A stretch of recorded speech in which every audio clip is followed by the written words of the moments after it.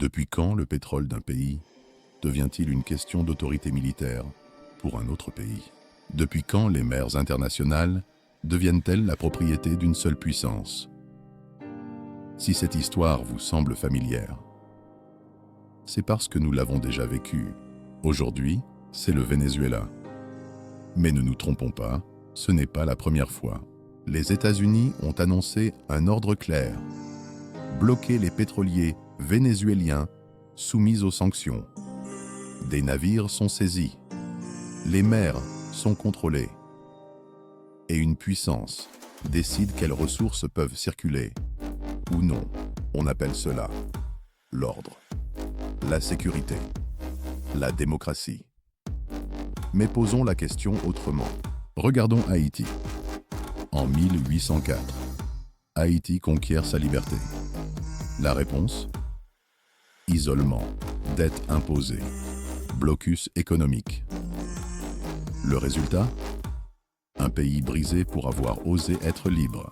Haïti n'avait pas de pétrole, mais son économie a été étranglée de la même manière. Quand on vous interdit de vendre, quand on vous coupe l'accès, quand on vous fait mourir économiquement, cela s'appelle une punition collective. Prenons l'Irak. On a parlé d'armes de destruction massive. On a parlé de menaces mondiales. On a parlé de libérer le peuple. Résultat? Pas d'armes.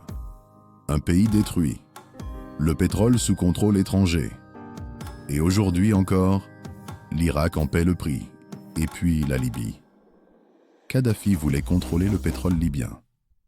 Il voulait une monnaie africaine, pas le dollar. Il voulait une indépendance économique.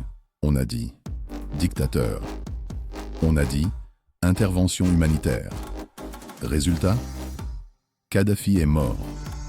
L'État libyen a disparu. L'esclavage est revenu. Mais le pétrole, lui, continue de couler. Soyons honnêtes. Haïti, puni pour sa liberté. Irak, détruit pour son pétrole. Libye, démantelée pour le contrôle de ses ressources. Venezuela, bloqué pour son pétrole. Le discours reste toujours le même. Sécurité, démocratie, ordre mondial. Mais le résultat? Les peuples paient. Les ressources changent de main. Le pouvoir se déplace. Quand un pays a trop de ressources, il devient un problème. Mais quand il n'a rien, on l'oublie. Aujourd'hui, c'est le Venezuela. Demain, qui sera le prochain? Si le monde continue d'accepter des blocus sans jugement, des confiscations sans droit, l'armée pour gérer l'économie, alors l'histoire n'est pas terminée. Elle change simplement de nom de pays. Abonnez-vous à la chaîne. Restez vigilants. Parce que l'actualité, ce n'est pas seulement ce qu'on vous dit, c'est surtout ce qu'on ne vous dit pas.